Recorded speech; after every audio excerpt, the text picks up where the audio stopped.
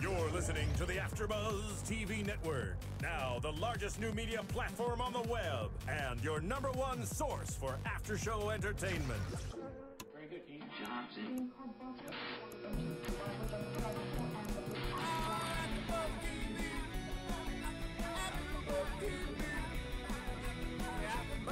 From the AfterBuzz Studios in Los Angeles, California, presented by Maria Menounos and Bing.com, and streaming live thanks to Akamai Technologies. This is AfterBuzz TV's So You Think You Can Dance After Show.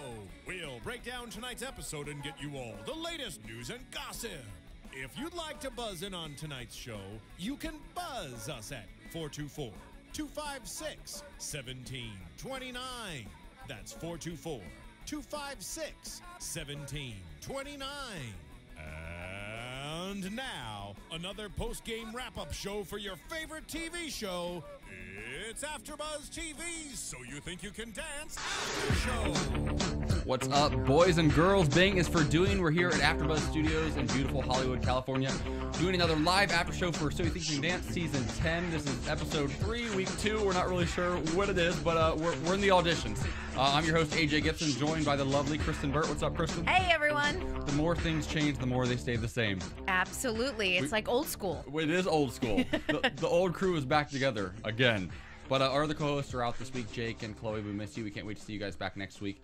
But we will carry on in your honor. And we will be moving into Dancing with the Stars into old our slot. actual slot. Yes. Yes. Yes. This is a temporary thing, you guys. We know we're shooting this a little bit late, but it's been an interesting transition. All the dance fans are on Wednesday nights at 9 p.m. They are. Yep. And you just wrapped up Dance with the Stars. Last night. Won by Derek Huff again. I'm just going to say Derek Huff, not even Kelly Pickler, because he wins every season, I feel like. Oh, Kelly Pickler was so good this season, though. And lots of good controversies on Dancing with the Stars. So if anyone hasn't seen our show, it's up on YouTube. Check it out. Woohoo! Speaking of Dance with the Stars, we've got a former So You Think You Can Dancer who moved to Dancing with the Stars, who we might be getting here in the studio later this season. We're not going to give you... 2 of them, actually. 2 blondes. You guys, figure it out. We have a lot to look forward to. Yeah, figure it out. Good luck with that one.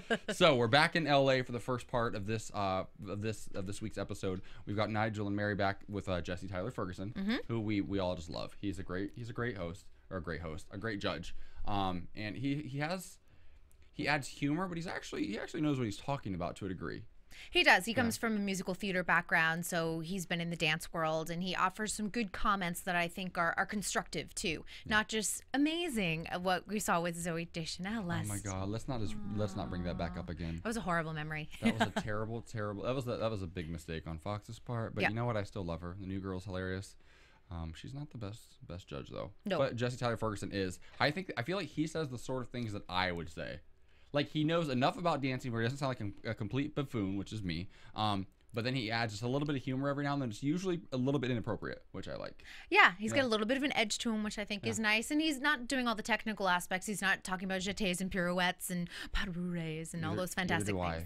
It's okay, though. Yeah. Everyone has their place. So this episode started off well. I like this first guy, actually. Slick Nicholas Stewart. He's 26 years old. He's a flexing dancer, a street performer. Grew up in Brooklyn. He does a style called bone breaking. It's really big in the Brooklyn area, I guess. He moved out to LA a while back to kind of pursue a career as a street performer, which actually is a career, which is so mind-blowing to me. It's really incredible. For fans of America's Best Dance Crew, he was on season 3. See, I love that you know these things. I try. Ringmasters. So he was in that crew. So, and they are known for their sort of flex dancing and everything. But watching this, you get a little squeamish. Oh. Now, I have hyperextended elbows, so I always understand like the bones go the wrong way sometimes. But this is like in the joints and everything. It's kind of incredible to watch. Well, in his intro package, Kat was asking him if he ever dislocates anything. He's like, all the time. It's always dislocated. That's just crazy to me. Like, this stuff, like, when I watch it, like how, first of all, how do you learn that you can do this is what I always wonder. Like, at what age do you realize, oh, I can pop all my joints out of socket? That's creepy. And 2, like, it looks like demonic or something. And it just doesn't make sense. It just looks so creepy that it's just... It's so gross and amazing all at once. And I did think, and I wrote this down, I thought, what does this do to the body over time? Like, at what point are your joints just breaking down? I know, exactly. He's going to have a hip replacement or 2, I have a feeling, in the long run. You know what I wrote down? I wrote down pink high tops. Good call. I like that he wore the pink high tops because he actually... he did more than just, you know, whatever he was doing on the upper half of his body. His feet were actually pretty smooth. He did a little bit of moonwalking sort of thing for one moment, kind of glided across the stage, which I thought was really cool. And I thought the pink high tops, I don't know if he thought this through, but the pink high tops were kind of smart. It drew your attention down. Because naturally, I think you look at his upper half of his body. Of course. You don't expect him to have good feet. Yep. But he actually, they weren't bad. Look at that. That's a nice note. Yeah. I like that, right. AJ. See, there you go. There you go. It is hotter than a mullet in here. Why is it so hot right now? Why am I like, I'm like Because sweating? you and I are back together. I'm going to start to melt. Is that a remote control to turn the air conditioning on? Oh my God, Marissa, you're amazing. You're on top of it. I love what Jesse Tyler Ferguson, this is a perfect example. He said, and I quote, I'm gonna need a drink after that. I love that. I love that line. That's the kind of stuff I would say. Yep. So I relate to him. Oh, totally. He's No. such a good judge, and so JTF. much fun. And Let's hopefully call we'll see him on the season. Yes, I hope so too. Let's call him JTF from now on. JTF. JTF. All right, moving on. So Slick went to choreography. Choreography, and then he did not make it past did not. choreography. Yeah, which wasn't really surprising. I don't think so. I think he showcased some really amazing talents, but when you do get down to choreographed routines, it is a lot different and certainly out of his element compared to flex dancing. I actually think I wrote down. Oh yeah, I did write down. He went home after choreography, but I wrote down I liked his attitude. He was really gracious, and I really appreciate that when a dancer understands that they do have areas of weakness, that he might be really great at what he does, but he's just not right for the show. And his attitude was fantastic. And sometimes they come back and they make it back on. So with that attitude, especially. absolutely, So, really something cool. to learn. Hopefully, season 11 if it happens. Fingers crossed. Fingers crossed. I know you Positive guys energy. got to keep watching because What am I going to do? I see you like in the summertime, then I don't see you all year long. I see you like a couple of times throughout the winter. I know. I need the show so I can get my dose of Kristyn Burtt. All right, so next we've got Alex Kissinger, 18-year-old from Riverside, California. This story was kind of heartbreaking. She was put in a foster home at age 4. She said she remembers being 4 and her brother was 2, and she was taken out of her house in a police cruiser.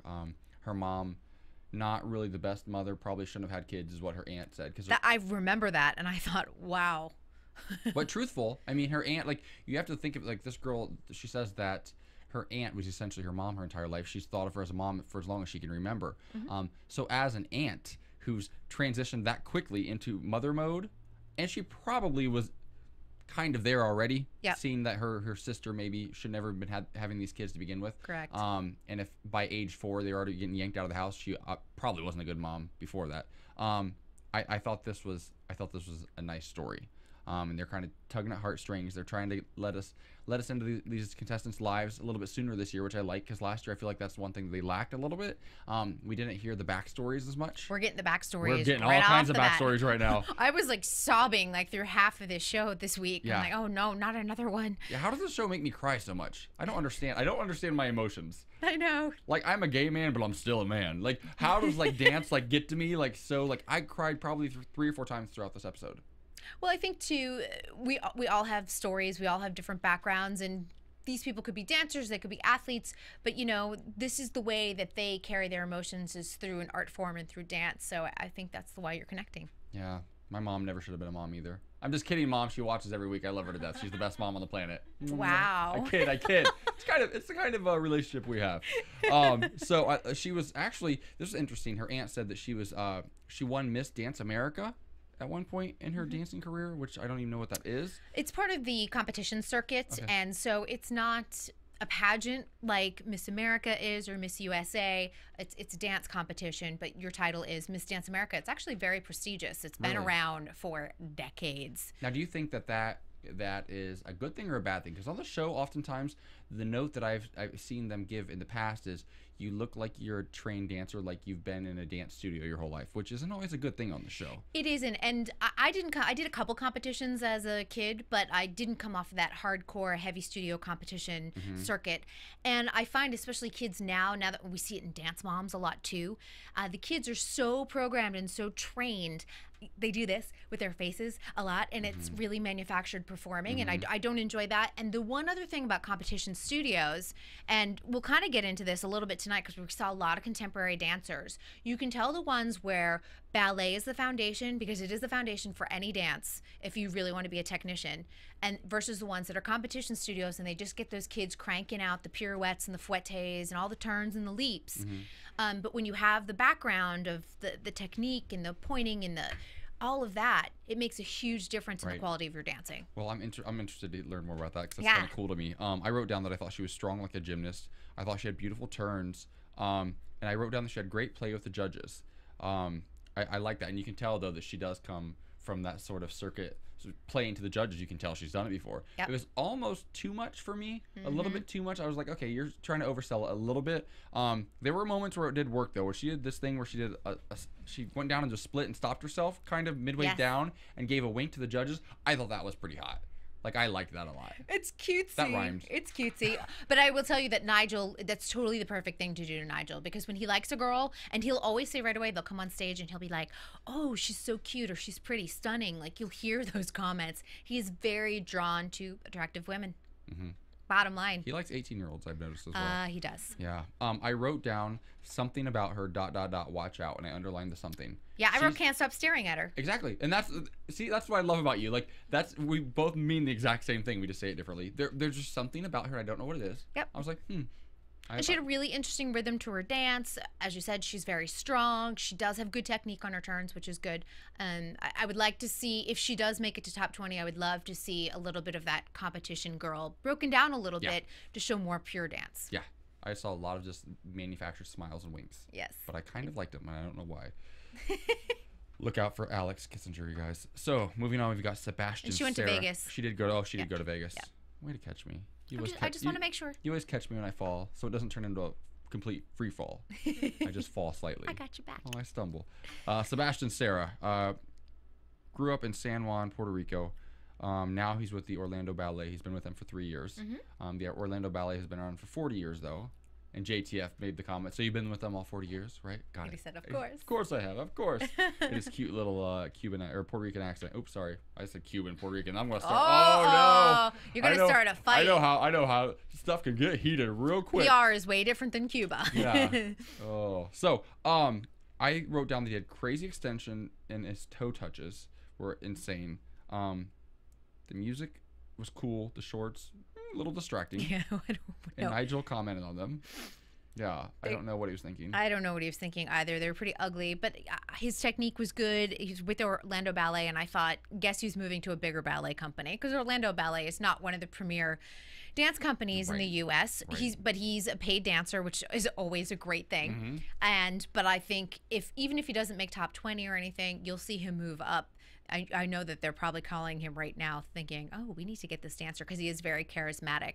And he could be, potentially, if he makes top 20, this season's Keon. Yeah, I was thinking the same thing. He danced very similar to Keon, and his personality is very similar to Keon. Yeah. Where he's charming, but he's humble. You can tell he's still pretty humble. His music was almost tribal, I thought. Yep. Which was kind of cool. I really liked how he was able to not just dance like... What is a male ballerina called? A ballerino? What are they? A ballerino. Ballet dancer? Ballet dancer. A ballet dancer. He doesn't dance just like a ballet dancer. He was able to kind of break himself down and deconstruct his style a little bit, which I thought was kind of cool. I think the music helped him to do that, and maybe that's why he wore the shorts. Maybe he wanted to not be the ballet dancer. Not be the ballerino. Yeah, the ballerino. You heard it That's here a first. new word. And then of course JTF calls him So. I wrote down So with 3 O's, handsome. Shocking. So there we go. We have JTF and we have Nigel on the handsome and good-looking patrol. Yes, right. And he also went on straight to Vegas, obviously. And then we had a whole bunch of people go through to Vegas, blah, blah, blah, a little montage of dancers. A lot of girls going through to Vegas this year, I've noticed. In the montages, it seems like it's all girls. So I'm kind of curious to see what happens when we actually get there, how it breaks down. Has it been established yet whether they're doing A male and a female winner? Yeah, or I haven't just heard doing, that. I haven't either. I just realized That's that. interesting because I was furious about that last season, as you know. I hope they go back to the old style because I did not like that. Yeah, it was tough having 2 winners because you just think You're just both want kind of the winner. Now I want to see you guys duel it out. It's kind of like the Hunger Games. Really, you get to both win. It's a sweet love story, but Katniss obviously would have won. Yeah, exactly. I mean, it's just silly. So this, come on. So you think you can dance? Pull it together. Then we move on to a pair of Latin ballroom dancers from New York City, Misha and Maria. This guy's funny. She's a hottie, and he's a boy. He seems like a boy to me. Young. Kind of passive. He said that Maria is like his mommy. She said, I love because he looked right at the camera. He goes, she pushes me every day. Every day. I'm like, I love that. I'm like, okay, cool. And the look in his eyes, it was pure and utter defeat in his eyes when he said it the second time. Like, he's like, she's in control. And it showed when they danced. What did you think about that? This is what I thought right away. You can't take your eyes off of Maria. Misha's a good dancer. They're Latin ballroom, and you know it's always about the footwork and the sharp and crispness to their moves. But I will tell you that everyone wanted Maria right away. You saw Mary comment on it, like she's totally on the hot tamale train. You've got Nigel, who was just like awestruck with her because she's gorgeous. And I thought, this is what's going to happen. They're going to take them both to Vegas because Misha was good enough to make Vegas, of course. But only Maria's going to go through. She'll annihilate him, and that'll break up the relationship forever. And then he won't be babied anymore. You know, my question is, what? How do you solve a problem like Maria? Who gets the reference? Anybody? I do. Who's gay or just really cool and gets the reference? I'm really funny tonight, you guys. Totally musical. I love theater. it. Jake Dupree would have gotten that reference. Yes, I think everyone in the room would have gotten it. They all got it. Marissa got it. Did you get it? Really? How do you solve a problem like Maria? Okay, I was thinking in my head before I came up with the joke. I was like, I should probably sing this right now. But I'm like, nope, I can't reveal it. I'm going to hold back. I'm not going to do it, and I'm not going to submit you guys to that because trust me, you don't want me to. Yeah. So my prediction though is that Maria goes all the way through and Misha's left behind. Okay, here's the thing. First of all, they danced to J-Lo's "Let's Get Loud." I feel like everybody who does Latin ballroom on this show for the last 10 seasons has danced to that song, which drives me it drives me crazy. I didn't love Maria. I watched her the whole time, but I didn't love her. Like, I'm so used to like Anya or Whitney or any of these past ballroom dancers. I don't think she holds a candle to them. Mm-hmm. I thought she was interesting. I thought that she was a little bit stiff. I thought she was a little upright a lot. I don't know. There's something about her booty. If she's doing Latin ballroom, I'm going to look at the booty. And I felt like she didn't have the booty for it. And I don't know what that even means. She wasn't bootyful? She wasn't. She was beautiful, but she we wasn't are punny bootyful. In this show. This we is are really so bad. punny. You're a punny girl. All right. And then, I love you guys understand something about me. I write down very detailed notes, clearly. I'm so glad I have my own notes this week since I don't have to borrow Chloe's again. Mm-hmm. Poor girl. I probably gave away like every one of her punchlines, everything she wrote down for the entire episode last week. She was a good sport. She was great about it. She was a good sport. God love her. My next note is a bunch of weirdos. So we had these 3 characters, which I thought were kind of interesting. I kind of like this package. Esmeralda on Point was done by a male, which was interesting. Totally different. Yeah. Stand out. Yes. Got some TV time. Nigel said, was that the one that Nigel said? I actually kind of liked it more than I expected to. Yeah. Which kind of surprised me. Because Nigel can be a little bit, like we've talked about, a little bit harsh on guys who have feminine qualities to their dance. He's got an issue with it. He sure does. Yeah. But the funny thing is, Nigel has no problem essentially just hitting on guys if he thinks they're really great. He gets kind of flirty with guys. He does, but you know, we even heard Kent last season talk about some of the difficulties he had with Nigel, and he was on the show, and it's not easy for some of the men. Yeah, and it's very much the mentality of, and I see it in the gay community as well. Not calling Nigel gay because he's not, but or is he? No, but in the gay community, there's a tendency with, well, no, I'm not going to say a word. There's a tendency with older gay men to, because they were raised in a time where they had to be a certain way and be butch and manly, and so they can respond to other gay men who are also that way, and it kind of irritates them, gets under their skin a little bit to see this younger generation, the Lady Gaga generation, I call them, of 20 to 25-year-olds who are just like out and proud. You do whatever you want. It drives the older men crazy. So maybe there's a little bit of that with Nigel. I'm not sure. I'm not making any claims again, or am I? We've also got a hula hoop dancer, which was kind of funny. He danced with three rings, which was really cool. I don't know if I really call it dancing. It was almost like a performance circus art. Yeah, it was. It was great. Or circus arts. I couldn't do it. I love how Nigel, you're going to make a comment about the Olympics? Yeah, you should totally like dance at the Olympics. He's like, I did in 2002. Yeah. So where were the Olympics in 2002? Salt Lake. Salt Lake. That makes sense then. Because I was thinking. Utah. Yeah. Utah. Every episode there's a Utah reference. There's always a Utah reference. Oh, Lord. I need to get there. I've never been there. It's beautiful, and the people are beautiful. Yeah, and they're great dancers. Yep. Obviously. And then our last one, we had this girl. She was a bird. I call her bird dancer. What was that? She was in a red costume. You know what? Here's the thing. A lot of times when people come on the show in costumes, they just drive me nuts. But she was kind of endearing, and I think she was laughing at herself, with everyone else, which I thought was kind of cool. She didn't take herself too seriously. No. She just wanted to get on stage and she get a wanted show. some TV time, though. Let's admit it. It's smart. Dressed as a bird. Is that what you want your calling to be? No, but like if you saw her on the street, would you know who she was without the costume? Of course. So I mean, she's got Unless the she best of walks both around worlds. like that all the time. It is LA. Maybe she will. Oh gosh. So then we get back to the real dancers again. We've got Emilio Millie Docel. He was like, oh, I like this guy. He was trained under Philip Shabib, and they're actually Philip was from what season? Season 5. Season 5, and they actually became best friends and they're roommates now. And he looked up to him, and Yeah. that's what I thought was amazing. He was his mentor, and then they wound up just being buddies. And he was there to support him too, Yeah. watching the auditions. Pretty cool stuff. This guy says he started dancing about 4.5 years ago, and that's just insane to me. Like I can't imagine. Like I'm 24 right now. Just kidding. But like 4.5 years from now, for me to be like a really great dancer, like I can't even like wrap my brain around that. I Like know. I'm a good dancer. I have one move and one move only, but I'm really good at it. I can't imagine like having those skills. A lot of people are coming in through these crews. He was another one that was on America's Best Dance crew. He was in I Am Me in that crew, one of the seasons. So it's interesting. They're getting a lot of training when they sort of hook up with other guys that can sort of mentor them and teach them. And it's pretty fascinating to watch. I need a crew. What can I have a crew for? Like I need to start a crew.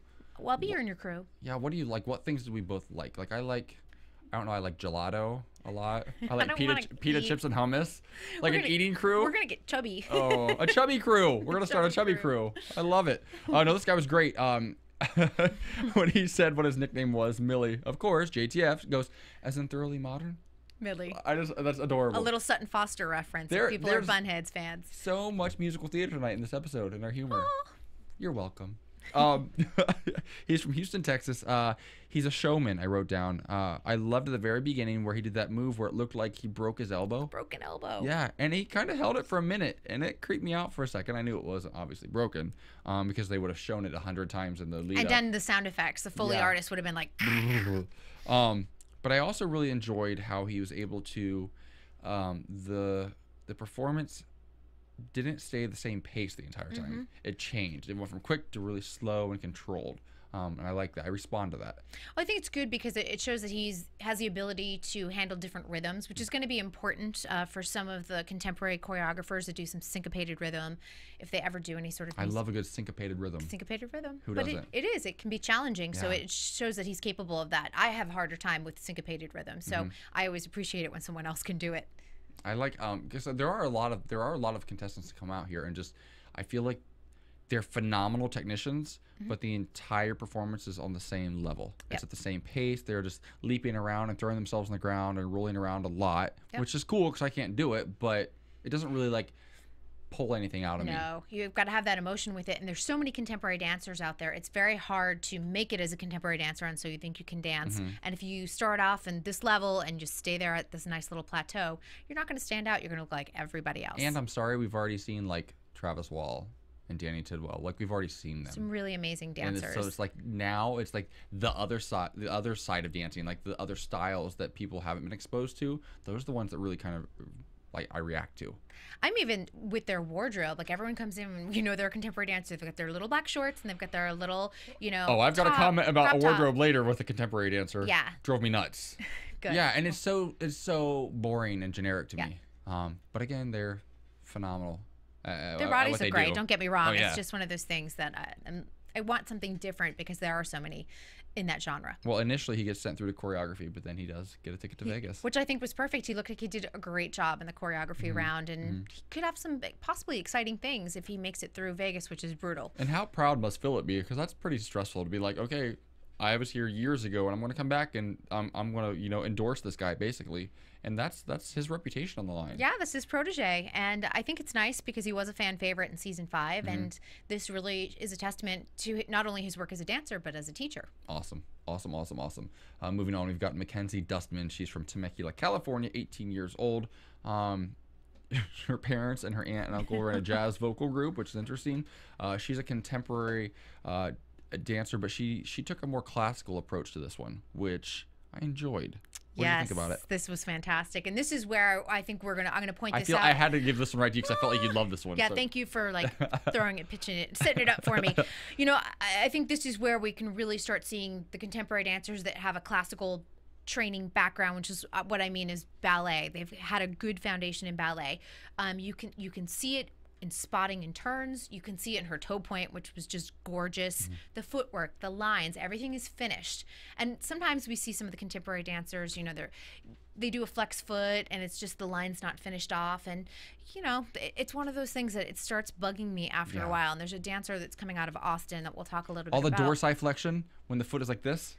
Yeah, and sometimes that's intentional, and there's nothing wrong with that. But sometimes when they're doing their turns and it really should be a pointed foot, it drives me bananas because the line is not complete. I feel like they dance like clowns when they do that. When they do too much of it, they look like clowns, like wobbling around, like with the big red shoes. Yeah, that's what it looks like to me sometimes. And sometimes it's cool, but sometimes I'm like, okay, we get it. And her approach to contemporary was different. I mean, even Nigel commented, I liked the classical music. I liked the look of the dance and the choreography. And I got to tell you, she's got a lot of maturity in her dance, but you've got to, you know, set yourself apart if you're going to audition as a contemporary dancer. I'm glad you just said that, because before they went on and praised her and Mary called her a star and so you think you can dance, I wrote down audiences won't like her.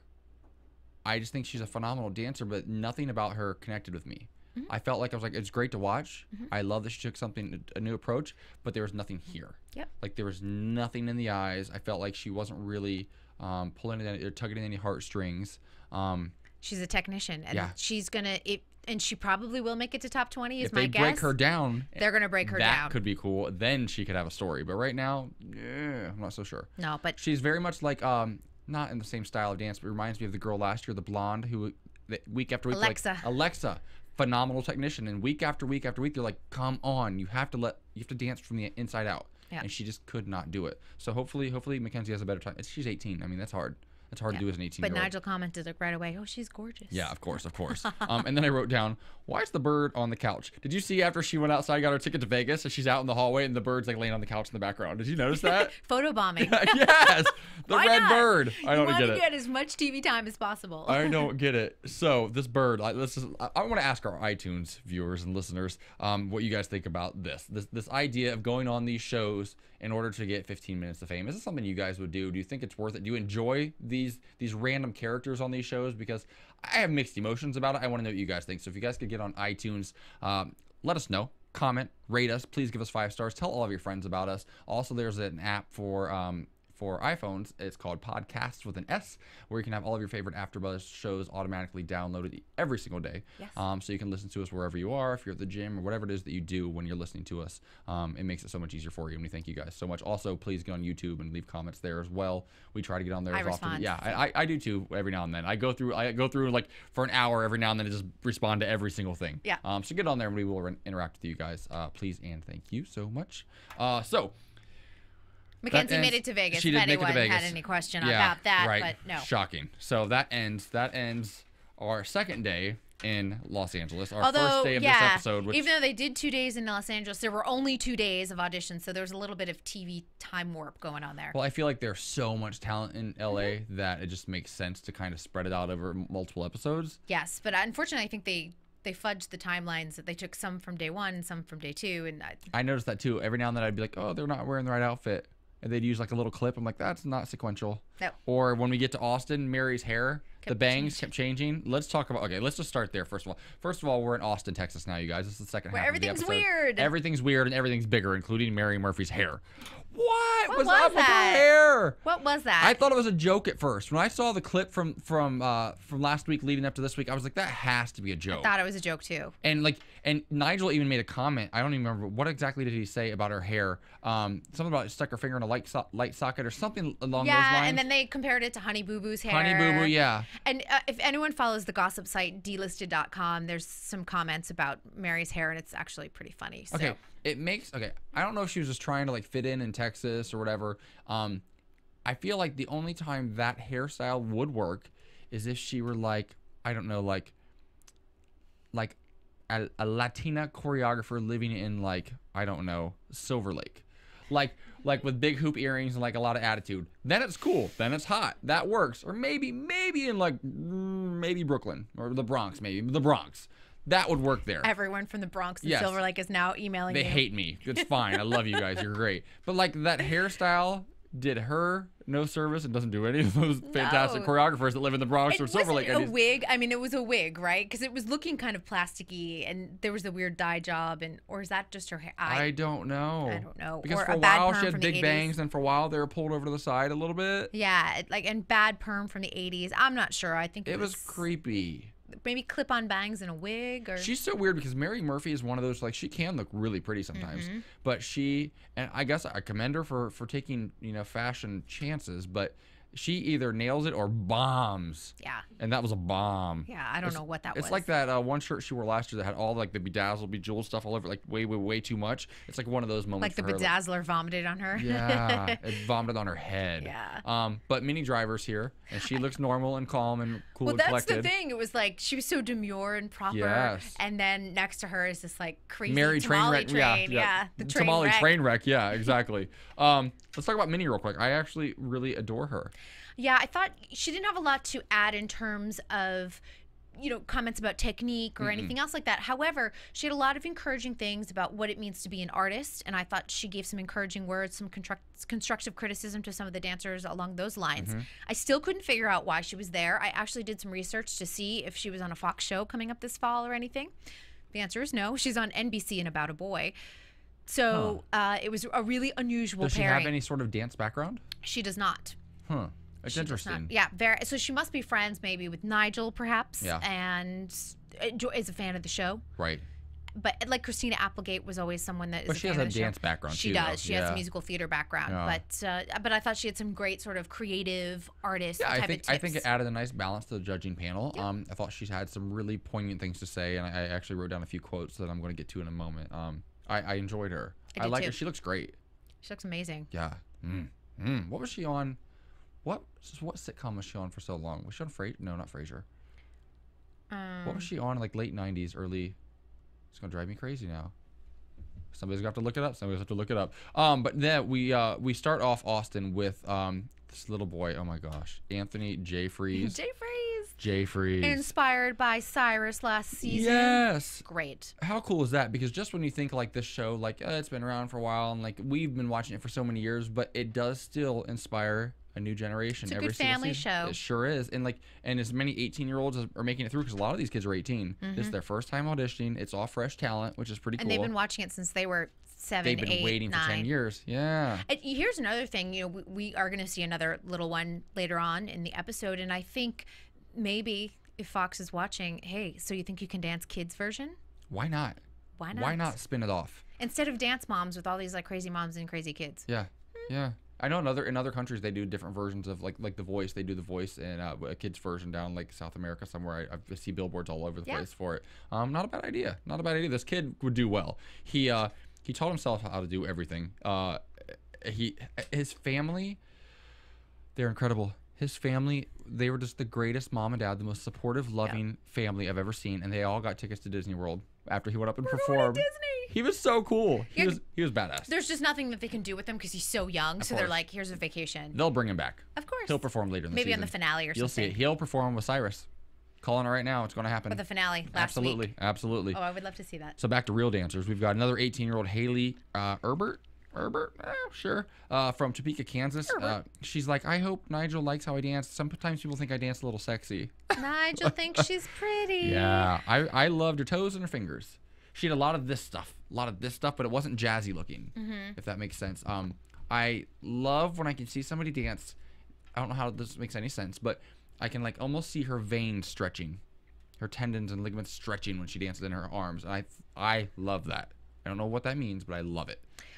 There's a lot of sex in this dance in comparison to if you look at Mackenzie, but this is where you start comparing the contemporary dancers. Look at what Haley was doing and look at what Mackenzie was doing. There's a lot less technique here and a little less clean. And it's interesting because where Haley has the emotion and the feeling, Mackenzie didn't. Mackenzie has the technique. Haley doesn't have as much. So it's going to be interesting watching them side by side because most likely they're probably going to be competing for the same spot. Exactly. And how frustrating is it to be the one who has the technique but might not make the show because of someone who has more personality? Because that person with the personality is going to book now for the next decade. Yep. Or next 8 years, whatever. Yeah, and for people, you know, especially in and out of Hollywood, even if you don't see everyone on other shows, and we're seeing Lindsay and Whitney quite a bit. They're working. They're working. Yeah. But all these other ones that they're in commercials, they're in films, they may not be in the starring role, but they are working and making consistent money, which is exactly what you want as a dancer. Absolutely, absolutely.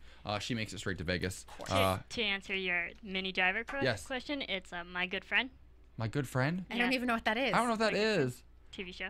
Oh, she had to have been on something else. I feel like she was like somebody's like girlfriend on a show or something. Or the politician's wife. Oh gosh, I don't. It's gonna drive me crazy. It's gonna drive me crazy. Yeah, there's a few. Or Mr.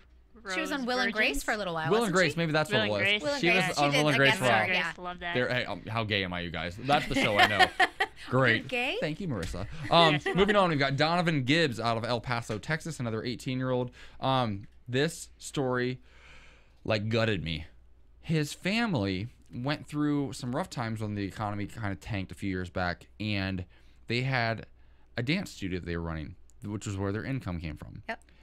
And they had to choose to keep the dance studio to continue to have income or keep their house and their car. They chose to keep the studio. That's a hard choice to make when you've got 3 kids, I think it was. Yes. A wife and 3 kids. They kept the studio. They slept on mats in the studio. They didn't even have showers. Gym mats. No showers. They washed themselves in the sink. They didn't even have a kitchen, so they prepared things on a hot plate, like a. In college, you had a hot plate. Yeah. It shows you to what extremes parents will go to. You know, they'll sacrifice so many things for their kids' dreams. But I think, especially with the dad, like the dad understood that if they took the studio away, they're taking away so much for their kids. Because if they keep the studio, the kids not only have the creativity and the outlet and their dreams, but they still have a roof over their head. And they still have running water. And they have the drive. I mean, what a great lesson to teach your kids that even in adversity, like you always have a choice to make in life. A lot of times people don't see that. I think most people don't see that there's always a choice in every single thing that you do in life. And that was an opportunity as parents to teach your kids a really hard lesson that you probably would not want to teach your kids. Correct. You hope you're never in the position. Yep. But when push comes to shove, they taught their kids a lesson that's going to stick with them forever. Oh, they'll have a work ethic that is going to be unbelievable. Absolutely. Yeah. And this, oh my gosh, this kid on stage was just, I wrote that he brought fire. I think somebody else mentioned that on there, but fire to the stage. I loved. This is the first one that really just had me break down bawling. And then the dad goes out there and they had them battle. The dad killed it. And I was kind of like, they should stop because the dad's better. The dad's better than the kid. And the dad's like, older than I am. Kid's young, though. This is good. This is 18. And then we can do So You Think You Can Dance adult version. Adults, yeah. Geriatrics. Cool, though. This kid, though, went straight to Vegas. Okay. However, Nigel said, I'm going to send you to choreography. And I'm like, are you kidding me? And his last drop that he did, that last move was incredible. He had a wonderful lyrical quality. And this is another thing, I'm harping on technique tonight, but we're seeing different levels of this. This kid had training. And this is what I thought was frustrating. You saw his jetés, you saw his pirouettes. So the family has taught him some ballet somewhere along the line. And I got really frustrated when he's like, I want to see you do choreography. I'm like, are you kidding me? He just showed you that he can do other things. Yeah, I felt that too. I felt like he looks like he's probably another street performer from some some, I don't know, inner city area. That's kind of how he was dressed. That's kind of how he presented himself a little bit, and kind of how he ended, kind of like the throw it out, into the audience sort of thing, his attitude and all that. So I think maybe that's where Nigel was coming from, maybe. But it didn't matter because the audience and the other 2 judges were so behind this kid that like, there's no way on earth. We'll see you in Vegas. Yeah, but he's flexible. He had the flexibility and the strength and the training that he's been in ballet class. Side note, his dad's kind of hot. I was kind of impressed with the dad. I was like, good for you, kid's mom. This is AJ's dating show. Yeah, he was a cutie. He was a cutie. So then we move on to a whole bunch of people going through to Vegas again. I wrote down, do you remember the little blonde girl who got through to Vegas in that whole montage, and all she kept doing was popping her booty? She kept turning around and popping her booty back. She did it like 5 or 6 times. They kept showing it. Yeah, and then I was like, that's enough. I want to get to know this girl. Like, you what do. What is it about Today, her? I'm like, that's enough. That's I want to know why she's so crazy, why she thinks she needs to do that. Doesn't make any sense to me. I don't know. She was doing it with a friend, too, so. Yeah, well, What else would you do with a friend? We should pop our booties. Pop our booties. Sometime. All right. My booty's a lot higher than yours. I'm 6'5", you guys. I know I look short when I sit down. Oh, we look so cute when we sit. Moving on, we've got Dannon O'Brien. Okay. This kid, he's a 20-year-old. I don't even know where he's from. I didn't write it down. Did you catch this one? I didn't. His family puts on a charity haunted house every year. And he started doing the makeup a few years ago for it. And now every night during this season when they have the haunted house running, he does makeup for dozens and dozens of people. I think they were like at least 20 people. Yeah. And he's very creative. He's great at monster makeup. And I thought he's just one of those kids that's grown up in a very creative family. And if this dance thing doesn't work out for him, he could be the next Rick Baker and win an Academy Award for special effects or makeup because his work was outstanding. He's talented. Yeah. He's very talented. He's one of those kids that I knew a lot of kids like him growing up, and I felt like I was, to a much less degree, one of those types where I felt like I was more creative than my surroundings, and I happened to have a family that kind of nurtured that, and they allowed me to be me. He's definitely one of those kids. Yeah. I feel like he grew up in like probably some hodunk area, and his family, it was like they're like the oddballs, but the oddballs are always actually the geniuses, and you don't realize that when you're a kid, but when you get older, you realize. And they're the cool kids. Absolutely, they are. And I was really, really surprised by him because in his initial piece when he was talking about his pants and nobody wore crazy pants like that, I was like, okay, this kid's gonna be nuts. This is our first like real out there like weirdo. When he got out there and performed, yeah. Oh my gosh. I wrote down he's an artist and I underlined it a bunch of times because I don't see a lot of artists on the show. I see a lot of dancers. Yep. He's an artist. He is. He's quirky. He's odd. You saw, again, another one with syncopated rhythm. A lot of what I would call, we call this contemporary now, but more roots in true modern dance. And he's had a lot of foundation in that. And I think he's going to make top 20. He's going to be kind of like maybe last season's, I think it was Will. And who was very big, very different body types, but kind of a unique, interesting dancer, not the one that you expect, and he'll surprise you. This is one of the times in the show where I felt like Minnie really gave him some wonderful comments, and she really gave him a validation. He just started bawling, and then of course she got teary-eyed. Again, I talk about this every week. It's all about validation.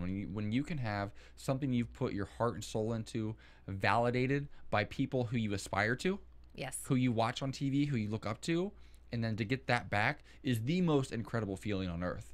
He's always had the support of his parents, obviously, but to get support from people who you want to be your peers someday. Another artist. It was like an artist talking to another artist and sort of giving them validation. Like, you're on the right track. You're doing the right thing. Like if Oprah were to tell me, like, good job, keep doing what you're doing, I don't know what I'd do. That's got to be how that feels. I can't even imagine. I'm going to start writing Oprah now. I love Oprah. I love you, Oprah. I'm sure she's watching right I'm sure she is. She watches every week, I heard. Big fan. She and Gail make some popcorn and sit down and watch us. You heard it here first. All right, next we've got Shane Garcia. He's out of Florida, 20-year-old. This story, again, like I was just like really, this story kills I'm like me. really Austin. This guy has a speech impediment. He stutters. And it's strong. Let's be honest. It's strong. I grew up with the guy actually back in Ohio. I went to school with him my entire life through kindergarten through graduation, and he had a really strong speech impediment.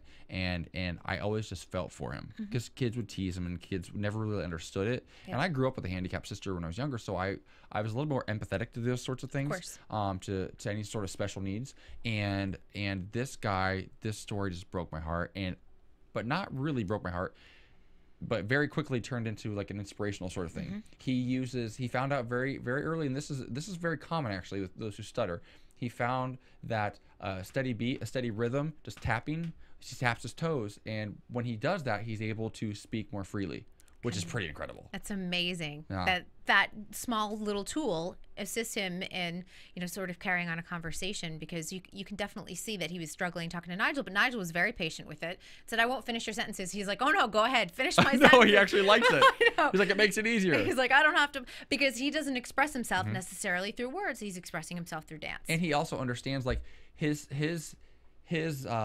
special need is probably more awkward for other people than it is to him by this point. It's all he's ever known. So he's got a sense of humor about it. He's like, You know, like that's how we were raised too. We were raised with my sister. Like my dad would be like, call her retarded, whatever. It's funny. She's your sister. You can say it. And that was not something we were supposed to say. And we never would say that as kids, but it made it comfortable for us. Right. You know, and then so we knew how to handle it when other people would say it. Yes. So I like that. I can definitely relate to that.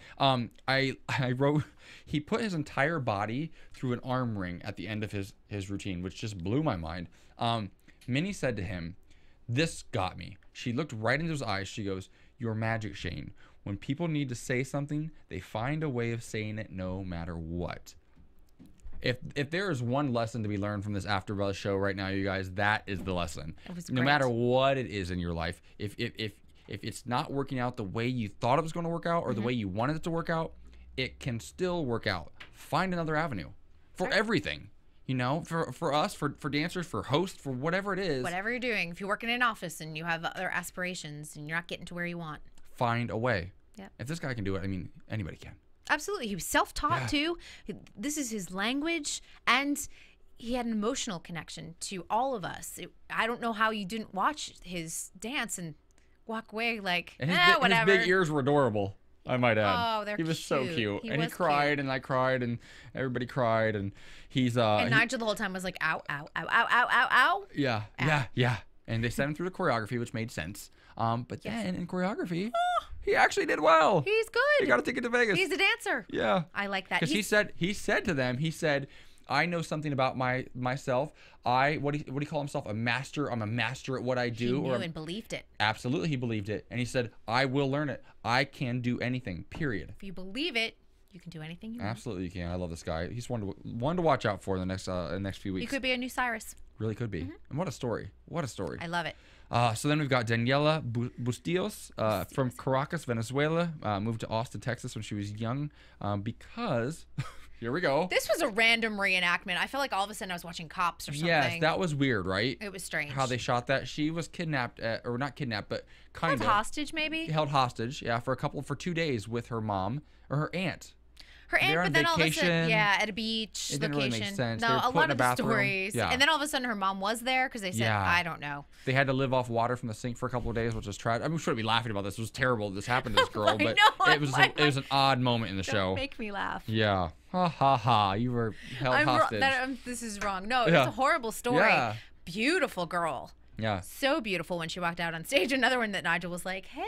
Again, another one of those where you can tell the kids who are raised in these studios and dances and something like, it's expected. They come from more affluent families, probably live in nicer neighborhoods, nicer homes, and they don't dance from the inside out. This girl, though, dance to her equals freedom. Because she was never able to do that living in Venezuela. In the United States, she has this ability to express herself in a way that she never could have back home. So to her, there's a completely different relationship, just like with Shane Garcia. There's it's freedom to him as well, freedom to express himself. So these people have an understanding of dance in a way that a lot of people don't, which is something that may have seemed like a difficulty for them as children, but has turned into one of their greatest assets now as young adults, which is pretty cool. Absolutely. And when you do watch some of the competition dancers, and even if you go into the competition circuit of like cheerleading and things like that, dance squads, it is a lot of this, and it's hard. I mean, yes, it's smiling and it's performing, but it's not performing from the inside out, as you were saying. Her technique is pretty sloppy. And she's a diamond in the rough. And they did send her to choreography, and I was shocked when she went on. I was a little bit shocked too. Vegas. I was a little shocked too, but she's one of those. She could learn. She could be a sponge. When you're not so set in your technique, sometimes there's an opportunity for you to really kind of come through. And the right choreographer might be able to do something with her. Yeah. I have a feeling she may struggle because that Vegas week is brutal. Yeah. She may struggle, but you know what? They could surprise you. It's so funny. Whatever. I'm just gonna say it. Daniela, and Shane to me are kind of like the Compton Clovers. East Compton Clovers from Bring It On versus like the Rancho Carne because they're the ones maybe they don't have like the training and like the pedigree, but like they both have the heart, and like to me that is you guys, I am gay as shit. All right, moving on. You have your gay card on the table. I have it. It's out for all to see. 21-year-old Nick McElroy out of Houston. I was like, I had AJ like written all over his body. Although I will say, I knew from his body type right away he was going to be a fantastic dancer. Yeah. He's got that ripped, muscle bound, but not in a bad way. Yeah. Not like I'm a meathead and spend every day in the gym. Yeah, I'd like to have AJ all over his body too. It's so weird that you just said that. Sorry, I kid. I know. I was like, this is AJ's man. Oh, he's beautiful. I'm calling right now. He is a definite top 20. Oh, absolutely. Done. Absolutely. Done. His style is very Brandon-esque. When Brandon did that one number a few years ago, his one solo where it was like very like just strong, and he wore this just like little black spandex. That's all he wore. That's what this reminded me of. But so light on his feet, you wouldn't even hear his feet landing. I was thinking, my gosh, how is he doing those turns, and we're not even hearing the plie as he hits the floor? I wrote down thighs and ass for days. Oops. His booty shorts. He had booty. When you've got thighs like those, you have to wear those little girly blue booty cheerleading shorts like he wore. They were adorable, but like, wow. Great. Oh, he was fantastic. Yeah, and he's cool. Like, he wasn't too arrogant. I thought he was nice. He was funny. Yeah. Yeah. What I wrote down, and this is, again, I love. I wrote down that his audition told a story, and it took us on a journey. There was a beginning, a middle, and an end to his dancing. It wasn't just a whole bunch of turns on there, and I really, really enjoyed that. Mary called it a religious experience. Yeah. I have to agree. I think we all enjoyed it. And straight to Vegas he went, and he's going straight to top 20. Done. I'm just going to say it right now. Is it odd to anybody else whenever it always seems to me it's a black dancer when it always turns into, you took me to church, praise Jesus. And they do that. And she does this every season. There's always one. She did it, I think, last year with Brandon, too. And I'm just kind of like, okay, white people go to church, too. They do with gymnasts, because black gymnasts have a tendency to be great at floor exercise and vault. And they're always like, they're powerful, strong gymnasts. And you're like, really? Yeah, I don't know. Well, I know. I'd go to his church, though. I was going to say You're going to his church all season long, I'll tell you that much. So, we've got one last artist that we need to discuss. The Exorcist is back. He's back. Hampton Williams, The Exorcist from season 9.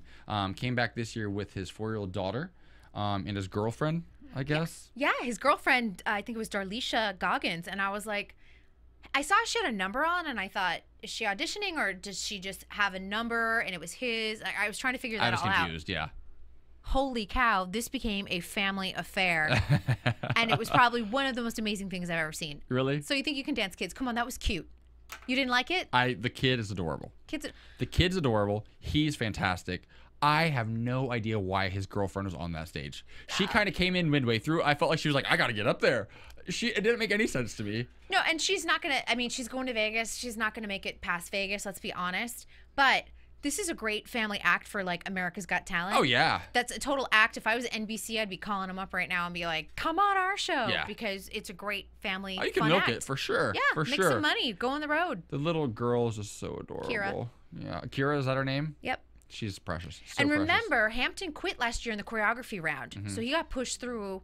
So remember, he can't handle a lot of the routines. Vegas is going to be tough for him. Yeah, yeah. Especially if he's a dad. But he was a fan favorite. And I think that's why they just pushed him through. Of course, it's a good story. And I it's an opportunity for him to be on there with this, to show another side of him. Yes. To be known as the Exorcist. He's like, well, in my day-to-day life, I'm known as Daddy. So I thought it was kind of cute. Yeah, it was nice to see that he had a personal side. He was a family man and everything else. That was our last contestant of the evening. I have to say, though, before we head into Boston next week, I wrote down, and I underlined it so many times, I love Kat Deely. We haven't really talked about her yet this season, but she is the second best. I love you, Maria Menounos. She's the second best female host on television. Kat is incredible on this show. This show would not be on the air anymore if it had not been for Kat Deely. Absolutely. People remember the first season was Lauren Sanchez, and not that good. Lauren who? Yeah, exactly. It's like Brian Dunkelman. Like who? Who? Exactly. And Tom Bergeron's another one, Dancing with the Stars, who's so good. Okay, whenever I talk about what type of host I want to be, I always say Tom Bergeron and Kat Deely. If I can find a way to kind of be somewhere in the middle of those two, be sweet and endearing like Kat, but have a little bit of an edge like Tom Bergeron, be witty, it's genius. Dancing with the Stars, like every Monday there was a disaster. Boston had the bombing, and then there were Oklahoma, and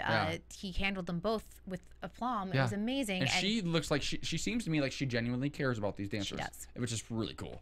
So I just can't wait for another long season. She looks great this year too. She looks she's hot. She's very she got those LA like the beach hair. She got married, so maybe she's feeling good. I'm sure she is. Her I'm newlywed. sure she is. Do we have any news and gossip? I can do a little bit. Of course, you always have news and gossip. Let's go there. AfterBuzz I love that. News. Okay, I just wanted to let everyone know I was actually on the red carpet with Shaping Sound Company. If people don't know, Travis Wall has a dance company that is touring this summer, so it's coming to a city near you. You can always go to their website and check it out, but I was able to talk to Travis. I talked to Adam Shankman. He was there. He will be seen in some of the audition rounds, and he will be a judge on this season. And Alexa was there from season 9. So it was really nice to see some of these dancers. Jamie Goodwin, who also just did a fantastic performance with Derek Huff on Dancing with the Stars. They're all working. A lot of the So You Think You Can Dance dancers are together. They're a great community, and they're all working. And if you are a huge dance fan, I will tell you that this is a performance to go see. It was already here in LA, but it's hitting all other cities. It's going to San Francisco and Boston and all throughout the U.S. So cool. So cool. I love you for your news and gossip. I and try. For so many other things, Kristyn. For all of our fans out there, where can they find you on Twitter? Twitter at Kristyn Burtt, of course, and my website, redcarpetcloset.tv. Her website is fantastic, you guys. You guys can follow me on Twitter at _AJ Gibson. Same thing on Instagram. Check out my website, ajgibson.tv. Until next week. New time. New time. Day. That's right, you guys. We moved to our regular time slot next week. We're taking the Dance with the Stars slot. Yes. We're Wednesdays at 9? 9 p.m. Awesome. Awesome. See you guys next week. From Bing.com, executive producers Maria Menounos, Kevin Undergaro, Phil Svitek, and the entire AfterBuzz TV staff, we would like to thank you for listening to the AfterBuzz TV network. To watch or listen to other after shows and post comments or questions, be sure to visit AfterBuzzTV.com. I'm Sir Richard Wentworth, and this has been a presentation of AfterBuzz TV. Buzz you later. The views expressed herein are those of the hosts only and do not necessarily reflect the views of AfterBuzz TV or its owners or principals.